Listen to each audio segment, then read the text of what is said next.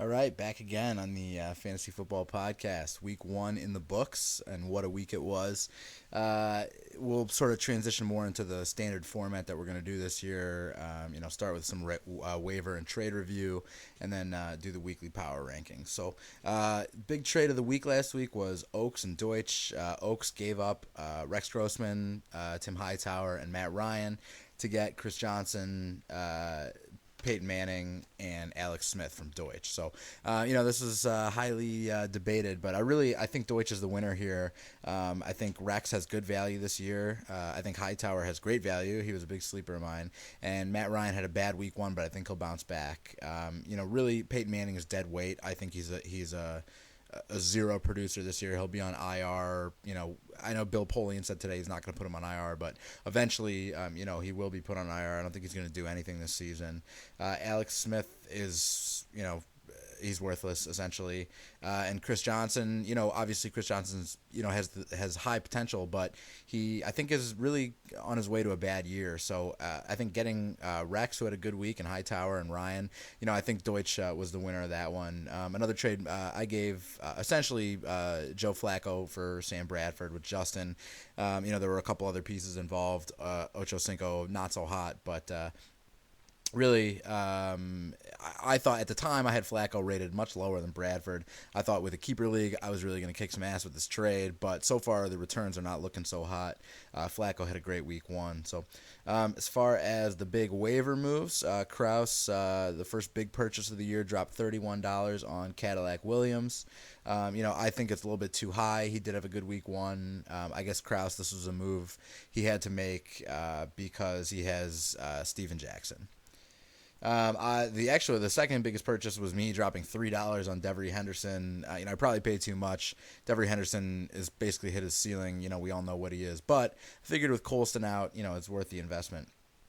And actually, one last trade I did see go across late this afternoon, which I think is just terrible, is Rifkin giving Antonio Gates and Ryan Fitzpatrick to Kraus for Peyton Hillis and Vernon Davis. I think this is such a stupid trade. I think Peyton Hillis is a joke and is just going to be maybe top 40 this year. I think he sucks. And Vernon Davis is good, but Antonio Gates is much better, and Ryan Fitzpatrick was a nice, cheap third option for Ted. Now he's banking hard on Cam Newton, and in addition, he really hooked up Kraus's team. So way to go, Ted. You've screwed yourself again. All right, now moving to the power rankings. These are sort of week-to-week things based on, your production from the week before and also sort of how you're doing on the season as a whole. Obviously we only have 1 week in the book, so this is basically just based on last week and some of my observations. So start at the bottom, work our way to the top. The 12th team, Andrew Oaks. He was the lowest scorer. He left some decent points on his bench and Reggie Bush. He did just make the move to pick up Chris Johnson, so he's seriously upgrading at running back. But if he continues how he produced in week one, it's not going to go very well for him. So in the 11th spot, we have Ariel. He would have beaten Justin if Romo just hadn't gone full retard and just completely blown that thing.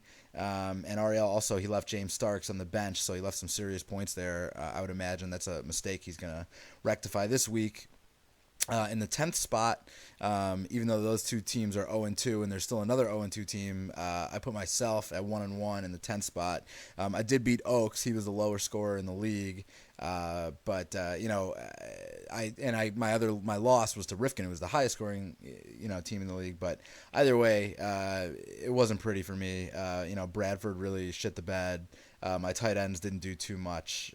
Ray Rice did have a big game, so that's promising. But I got to get more out of Larry Fitzgerald, and I got to get some more consistency out of Des Bryant. He can't be butts in his quad every 2 seconds. In the 9 spot at 0-2, Deutsch. He did make some wholesale changes, bringing in some of those Redskins and all that. He ditched Chris Johnson and Peyton Manning, as I just touched on. Picked up Rex, picked up Hightower. Really do like Deutsch's wide receiver core. He's looking to flip Matt Ryan, I know, so we'll see, if he's not working his way up. Number 8, the other Deutsch, Justin.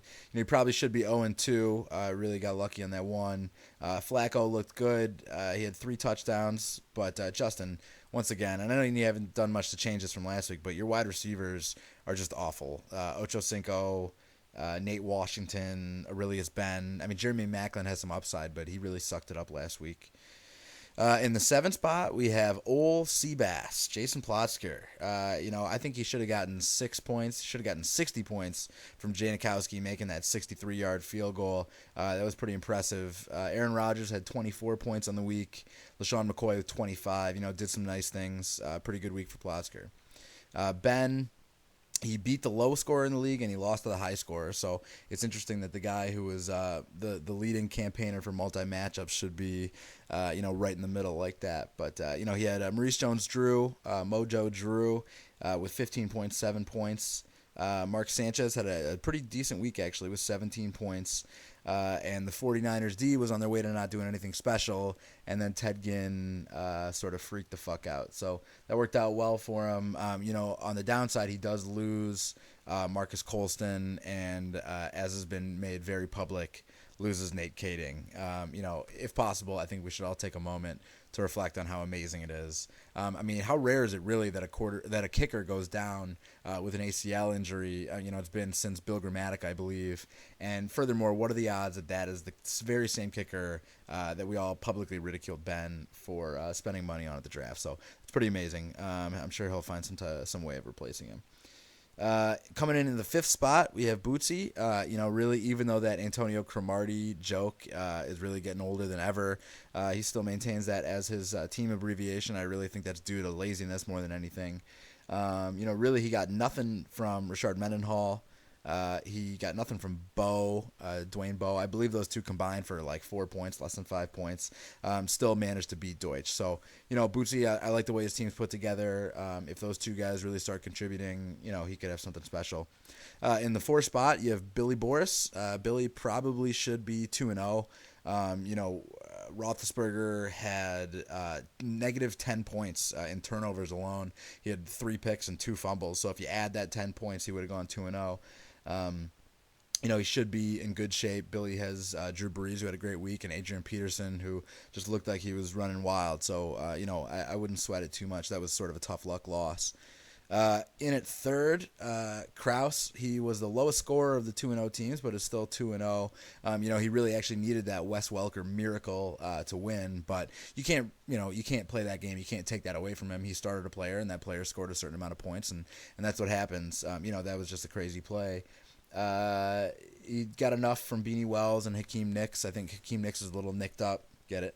But, I think things should work out pretty well. Kraus looks like he has a pretty good team. In it, 2nd place on the weekly power rankings, Andrew Denenberg. He eked out a pretty close one over Billy, winning by less than a point. As previously mentioned, Ben Roethlisberger really gift-wrapped that one for him. Denenberg's investment in Kenny Britt has proved to be pretty solid. He is a monster. Kevin Cobb played well. I think there's some room for growth there. He didn't even really take advantage of Larry Fitzgerald that much. So Kevin Cobb played well, and he could be better.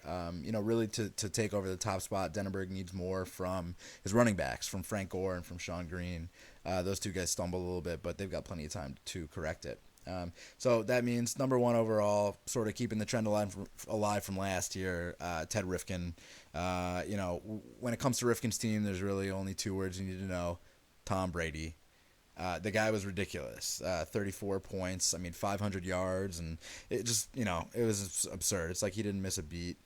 Also with Ted, Calvin Johnson had 2 touchdowns, had a great week, and Cam Newton, who now obviously, as he's traded away his backup plan, Cam Newton is Ted's guy, and so hopefully for Ted, old Newton can keep it going. Really, and this is in my notes right here, I wrote Rifkin has the best 3 quarterbacks in the league. Now he has 2, and I think he really limited himself with getting rid of Fitzpatrick. But, he was the top scorer by a wide margin, so that leaves him at number 1. So, well done, Ted.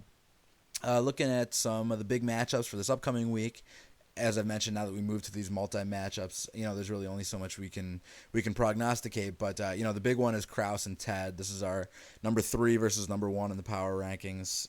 The winner of this matchup, I would like to think, would set themselves up for kind of an early favorite.